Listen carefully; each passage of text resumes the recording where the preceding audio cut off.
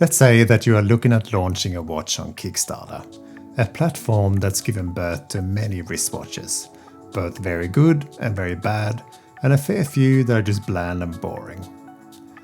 What are some of the essentials, would you say? I've thought about this a bit, and to me, what I would aim for is a distinct point of difference, both in my design and my choice of logo and hardware design. But finding that balance between unique and tasteful is not an easy task. We've all witnessed those monsters that should never have seen the light of day. When I was contacted by Simon behind the Heron watch out of Montreal in Canada to ask if I wanted to do a review on this new model, my first impressions were that this was surely a brand that I've seen somewhere. That lovely Heron logo and the distinct raised Roman numerals all seemed familiar. And naturally, we've seen those things before, but never in this combination. All of the options look tasteful, classy, and genuinely interesting. Sure, the Roman numerals on the bezel would not be for everyone, especially not actual divers, but the bird, the heron, I have a personal connection to. But you don't care about my bird stories, you're here to hear about the watch. So should you consider backing this new brand on Kickstarter? Well, let's find out. If you like what I do, I'd love a like and subscribe. Drop me a comment too, I love hearing from you. To be perfectly honest, I think I got the least interesting colour combination of them all.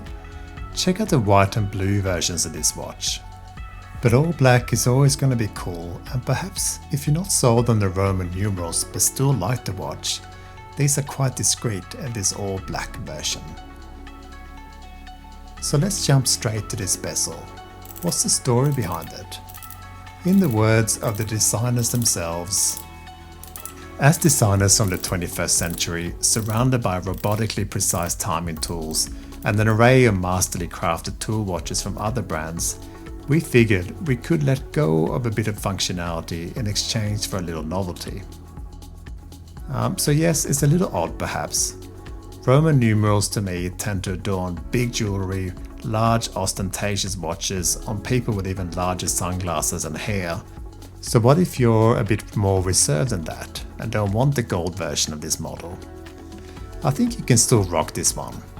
Sure, it's called the Gladiateur, and you may not be ready to fight lions at the Colosseum, but maybe you want to after your daily commute. Does the Gladiator name even make sense, by the way? I will come back to that when we look at the case back. So on the bezel, it's a little skinny and the coin edge is a little hard to grip to really feel out the 120 clicks.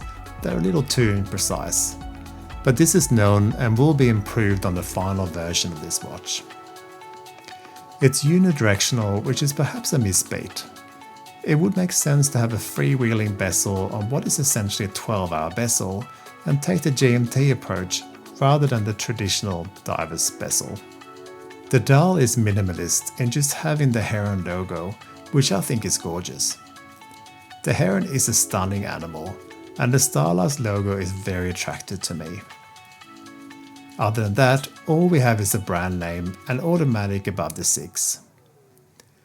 Again, the Roman numerals are so bold on the bezel that it makes sense to have the dial be fairly traditional and discreet, with the skinny sword hands and applied narrow indices. Even the seconds hand with its lollipop, it's hardly there against the matte black dial.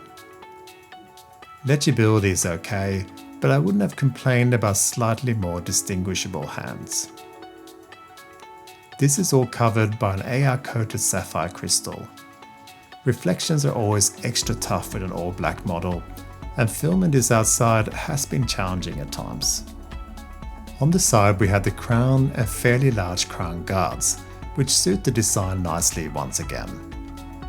The crown is signed, and whilst it's not the screw-in type on this prototype, it will be on the final versions, which will no doubt help keep the watch faithful to that 100 meters water resistance.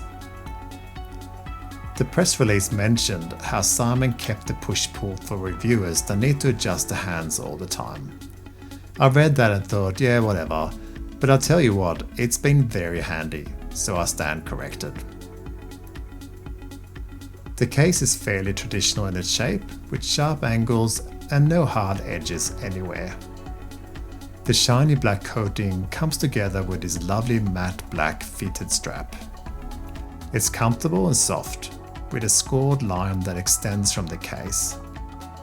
It looks good on this black, and it does on all the other color combinations as well. This particular unit has traveled through other reviewers, but still hasn't attracted lint, marks, or any discoloration.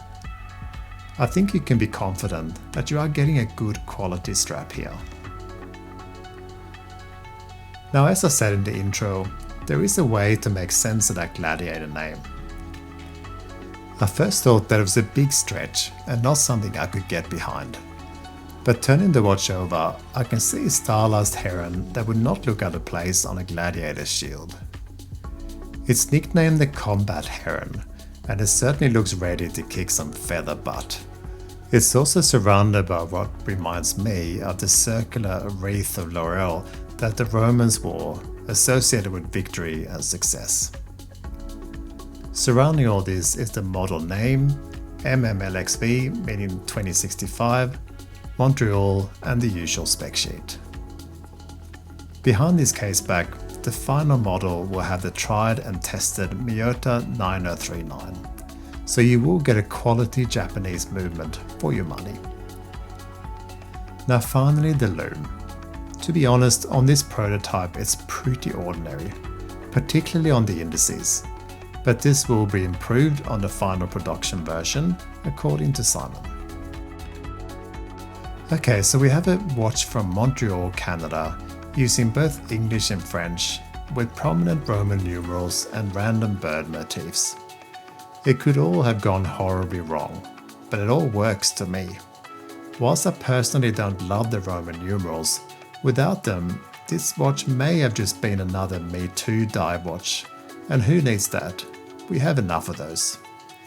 Whilst this black model is attractive, I particularly like the white, silver and pale blue version, and that would be my pick. The Kickstarter pricing starts at an incredible price point of $250 US, which I think is superb value. You better be quick though, since launch is today, 20th of February. But even the late bird pricing is very reasonable. I'll put a link to the website in the description of this video. So ultimately, this all comes down to you. Are you comfortable with Kickstarter campaigns? And are you patient enough to wait for delivery? If so, I can't see any reason why you shouldn't back this small brand from Canada. Based on the prototype, and to be honest, one of the most attractive press release documents I've ever seen, this brand owner knows what he wanted to create and didn't compromise on his vision, and that's a battle half won. As the famous movie's main hero Maximus proclaimed, strength and honor. Thanks for watching, and I'll see you next time.